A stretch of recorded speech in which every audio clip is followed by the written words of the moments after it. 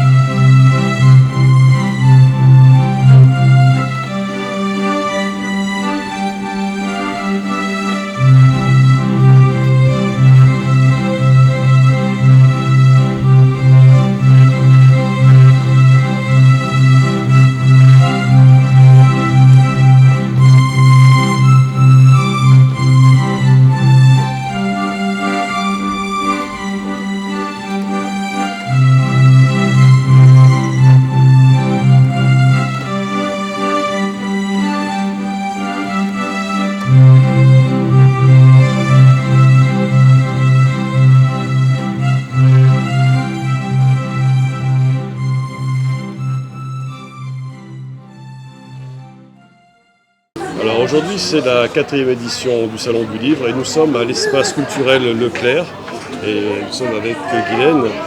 Bonjour, je m'appelle Guylaine Rivière, je suis responsable de la librairie à l'espace culturel Leclerc et on organise cet événement qui est le 4e Salon du Livre réunionnais avec les auteurs et les éditeurs locaux. Et je vois que ça s'annonce bien, hein.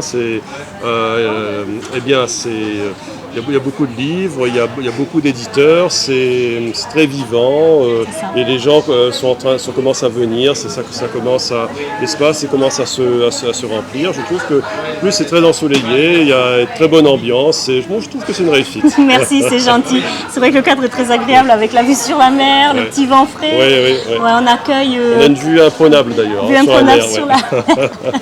On accueille environ quasiment tous les éditeurs réunionnais. Ouais. Donc ça c'est une bonne nouvelle, tous ont répondu présent plus que les autres années. Il faut savoir que toutes les manifestations autour du livre ont été annulées cette année et l'année dernière à cause de Covid.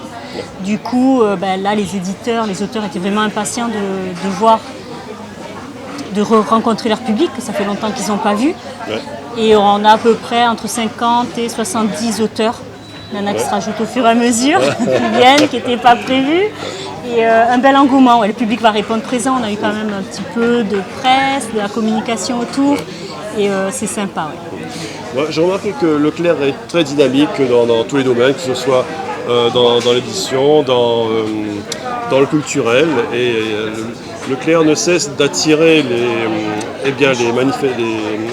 les auteurs, les dessinateurs et les éditeurs. Et je pense que ça va continuer, que c'est très très bien parti. Et il y aura encore plus, j'ai l'impression que c'est mon avis, il y aura encore plus de manifestations de ce type à venir. Oui, on espère. Leclerc, dans ses valeurs, aide la production locale. Ouais. Donc ça peut s'agir pour l'hypermarché, pour tout ce qui est fruits et légumes, mais c'est aussi pour la culture. Ouais. Donc on fait beaucoup d'animations, de dédicaces, on essaye de faire des conférences sur l'espace culturel et sur cette salle justement qui est assez merveilleuse pour ça. On a fait des lancements de livres cette année, on en a eu 2-3. Ouais. À cause de la situation sanitaire, on n'a pas pu faire autant qu'on voulait.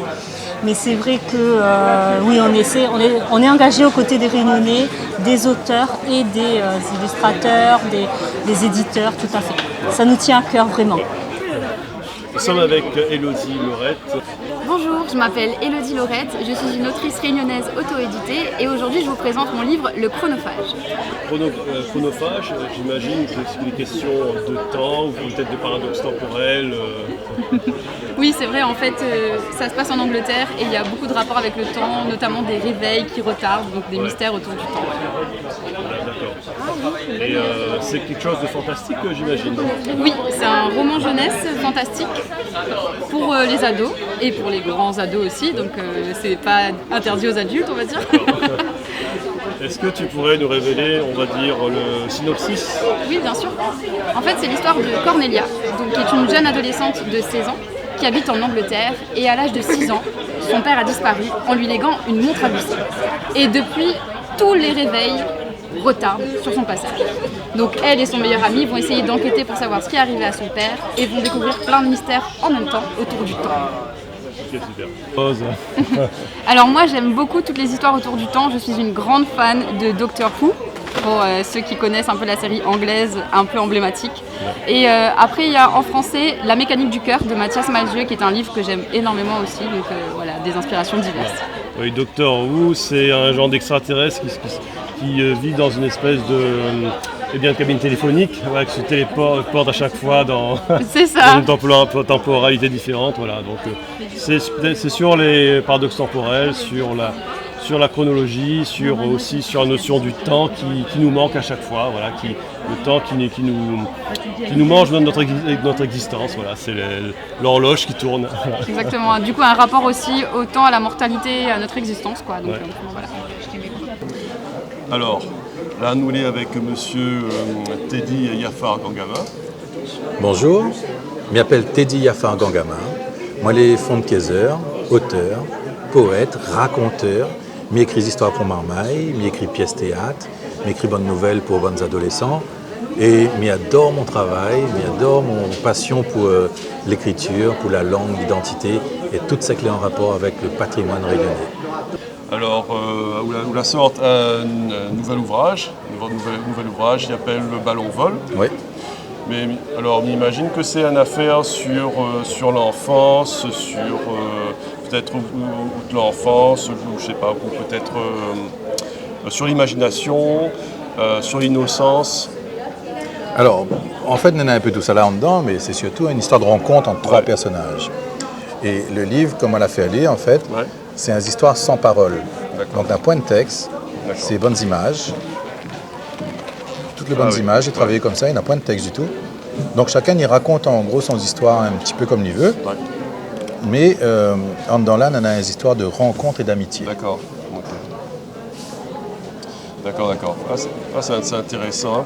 Alors là, il peut voir la grammaire avec son enfant. En fait, c'est une histoire de rencontre et d'amitié. C'est peut-être pas forcément sur son enfant. En fait, c'est une rencontre. Ah non, c'est deux personnes qui ne connaissent pas autres. Ben, c'est une rencontre intergénérationnelle, en fait. Ça même.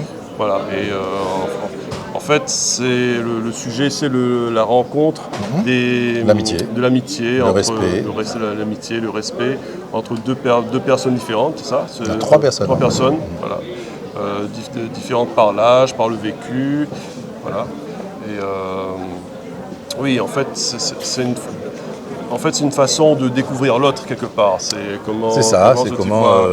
Tu vois l'autre, comment on voit l'autre personne que les devant vous, en fait. C'est un petit peu ça.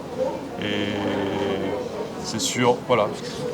Et c'est un livre que j'ai fait pour Bonne Marmaille à partir de 7 ans. D'accord. Ouais. Donc sans parole, du coup, pas de difficulté de lecture, on rentre dedans facilement. D'accord. Il est d'un format bande dessinée. Voilà. Et à découvrir en famille, avec Marmaille, quoi. Ouais, d'accord. Alors c'est de 7, c'est à partir de 7 ans en fait, c'est ça. Oui, on va dire ça. Ou de 7 à 77 ans, comme pour Tintin. Même plus que ça. Même plus, ouais. À point de l'âge en fait. Ouais, c'est sûr. Parce que j'ai un camarade, il a eu 78 ans l'année dernière, il m'a dit Ali, alors fais attention, hein, dans quelques temps tu ne pourras plus lire Tintin. Ah bah oui, c'est ça. Voilà. Et alors, sinon, on a plusieurs cordes à outark, en fait. Donc, on a aussi un Fontkaiser, c'est-à-dire un moon que l'on cause avec son cœur. Ça même. Voilà. C'est moi qui viens sur la scène pour raconter mon bonnes histoires, pour déclamer mon bonne Fontkaiser, ensemble musiciens. On a un spectacle comme ça. On a des CD, mais écrit pièces théâtre, mais écrit histoires pour Marmaille. Donc moi, mon domaine, c'est vraiment l'écriture. D'accord. Et quelque part, où il est un poète, en fait. Ah, mais allez, on peut être, c'est pas quelque part. Voilà, c'est sûr, où il est un poète. Voilà. En fait, ce que vous aimez, c'est raconter, faire passer l'émotion. Voilà, c'est partager avec tout le monde votre ressenti, toute vision des choses. Et ça s'adresse à tout le monde, en fait, que ce soit aux jeunes ou aux plus vieux. Ah oui, bien sûr. Voilà. Seul est neuve, hein, la sorte d'un D'accord, bateau d'accord. hier, donc D'accord, il arrive tout Voilà, juste. voilà. Alors, Teddy, un grand merci. De rien, bon après-midi, bon salon. Bien, merci. Sinon, vous avez un site ou une affaire commun? Eh ben, moi, je suis sur les réseaux sociaux, Ouais, donc d'accord. il trouve à moi assez Teddy, facilement sur les réseaux sociaux. D'accord, ouais. Voilà, et Sur puis Facebook, après, Facebook, ouais. par exemple, Voilà. sur Facebook. Ouais. Et puis après, sinon, moi, là, est mon accessible, donc il trouve à moi facilement partout. Nous sommes avec Maddy Wolf. Alors, Maddy, on se connaît depuis des années, puisque on a fait du théâtre ensemble, le théâtre sous les arbres. Bonjour, donc je suis Maddy Wolf, auteure-éditrice, conteuse aussi, puisque je fais des spectacles pour enfants. Et voilà, donc je vous présente les 2 premiers livres de notre maison d'édition, qui est une association, La Clé Enchantée et Le Petit Caillou de Brocaire et Mascarine. Tout à fait. Ouais. Et là, nous sommes au 4e salon du livre. Et tu es, en plus de ça, tu es auteure-éditrice. Et là, il y a 2 ouvrages de toi. Il y a celui-là. La Clé Enchantée, voilà, ouais. qui est notre premier ouvrage qu'on a sorti en 2017. Ouais. Et le petit dernier, le Petit Caillou de Brocaire et Mascarine, il est tout récent. Il est sorti là en septembre. D'accord, c'est celui-là. Oui, c'est celui-ci, ouais. Voilà. Voilà. Alors, deux ouvrages bien différents quand même. Hein. Ouais. Le premier, sur base documentaire, ça raconte l'histoire musicale de l'île Bourbon. Ouais, c'est celui-là. Voilà, Celui-là, ok. celui-ci. Donc, évidemment, avec un petit côté enchanteur derrière pour que ça plaise aux enfants, parce que ça reste D'accord. une histoire réelle. Voilà. Le livre a été fait avec un CD, c'était un petit peu obligatoire, puisque comme ça parle de la musique, il faut qu'on entende de la musique. Voilà. Et récemment, on a fait celui-ci, alors vraiment, c'est très différent, c'est un conte merveilleux. Donc là, on est parti dans le monde de la féerie, de l'imaginaire. D'accord, C'est le petit caillou de Brocaire et Mascarine. Brocaire Voilà. et Mascarine, d'accord. C'est une invitation à la rêverie.